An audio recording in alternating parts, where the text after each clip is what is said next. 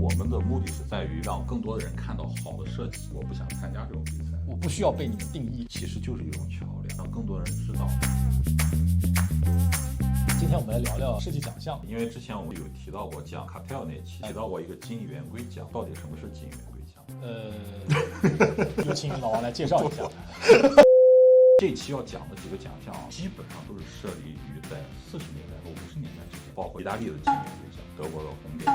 德国的 IF， 还有日本的 Good Design Award， 可以说是工业设计界比较熟知的几个奖项。好像还有个美国的 IDEA 成立这个东西的目的呢，我借用这个日本的 Good Design Award 官方的这样一个引述上面是说，我们这个东西其实不是一个 competition， 不是一个竞赛，我们的目的是在于让更多人看到好的设计，推广这个好的设计。是一个桥梁。现在最出圈的就是红点，最被大家熟知的，而且也是最被诟病的一个奖项。商家营销的痕迹稍微明显一点。之前清华大学的教授柳冠中，他老人家批评过说，像红点这样的奖项，其实是在中国圈钱的。红点奖、IF 奖纯粹是商业机构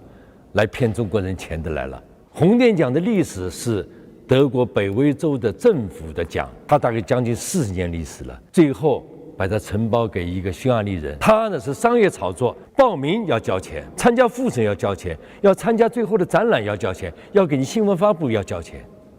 都是这个，它是生意。这些奖项呢分为2个大部分，第一个部分就是它针对现有的一些企业、商家或者品牌，对于这种他们是收取费用的，可以把它视作成营销的一部分。这些奖项同时也设立了学生，这种东西是不收费用或者费用非常低的，鼓励大家有更多的创意和更多的一些想法。这里面可能会有出现一些操作上的一些问题，总的来说，我觉得也是有积极意义。大家为什么会去吐槽这样奖项？其实还有一个很重要的点，就是因为他们会质疑这个奖的含金量。其实红点奖它是分为3个档次的，看到的更多的获红点奖了，其实它是最低的一个档次，就是基本上可能1/4的一个概率吧。再往上，它还有一个叫 best of the best， 好中之好，没有最好，只有更好，基本上能认定你的一些设计能力、专业能力了。它里面最顶级的一个含金量的一个奖项呢，就叫做红点之星。红点奖包括现在很多这样的大的奖项，它有很多的 category 分类，比如像红点奖，它其实是分为工业设计、视觉传达、概念设计。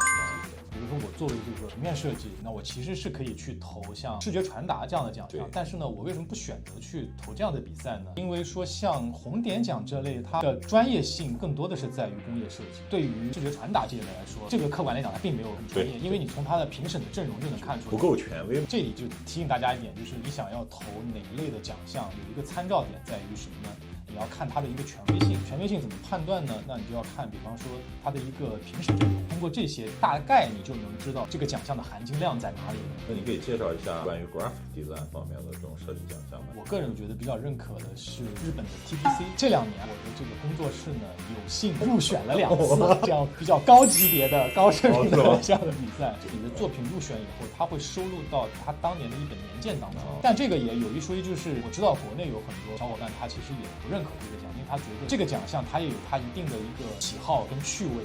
但我觉得这个是非常正常的，其实每个奖项都是有存在。我喜欢它的一点在于说，它会强调你的设计的一个突破性、实验性、视觉语言上的一个探索。那你摄影这个专业有什么样的牛逼的奖项吗？我有一个很固执的想法，我不想参加这种比赛。我不需要被你们定义，也可以说是自己不想定义自己。而且好像摄影确实没有什么所谓的那种很响亮的，对吧？普利策是一个，普利策那个对一般人比较难的一点前提就是你怎么样到那种新闻的第一线。其实每个国家、每个地区都有好多各种各样的摄影比赛。我知道一个全球性的一个 IPPA，iPhone 用手机去摄影的一个比赛，那个比赛好像在整个互联网上挺火的。相比于这种比赛的性质，如果你能成为了马格南图片社的一员，这个肯定和成就和你拿一次什么摄影比赛的金奖不可同日而语。你得看一个长期的一个东西，而且摄影这个东西和绘画和设计还不太一样，可能它的产出周期要短一些。你像这些设计类这样的奖项，因为它还是需要有一个门槛条件的。像摄影这个东西，其实越来越大众化，越来越平面了。而且摄影这个东西，我觉得它评判的标准太难了。你怎么样去评判一张照片，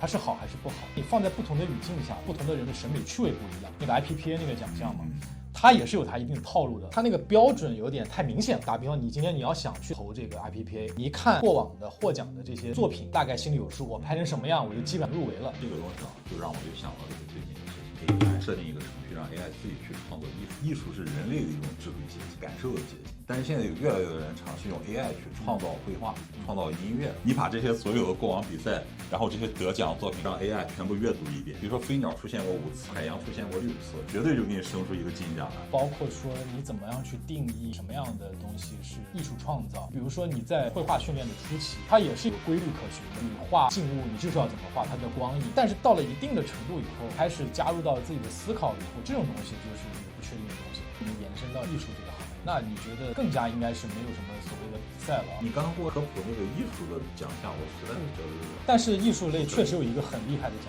项，就是英国的这个特纳奖。其实我们现在当代艺术这些大名鼎鼎的人名，很多都是得过那个奖的。比方说达米安·赫斯特 Tracy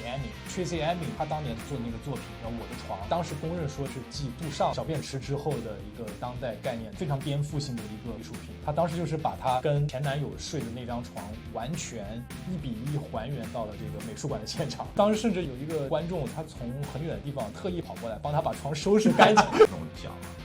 并不是要比出1、2、3，其实就是一种巧合，让更多人知道，让大家都喜欢艺术，对艺术感兴趣。特纳奖的初衷，它的精髓就在于说，它要让艺术跟大众做一个很好的连接。去年吧，获特纳奖的已经不是说一个个人，都变成一些艺术团体，他们做的事情很多都是这种社会实践的，讨论一些社会议题的东西。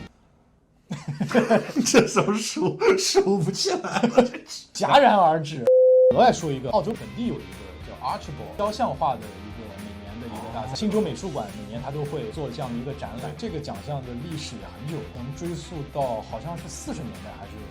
还是1910几年，它是 Archibald 这个家族当时设立的。最有名的一个艺术家就是本土的艺术家叫 Brad Wiley， 他算是澳洲比较顶尖的艺术家，当不再是了。他当年就是唯一一个拿了澳洲本土的是3个奖项，都是他，所以今年你可以准备参加了。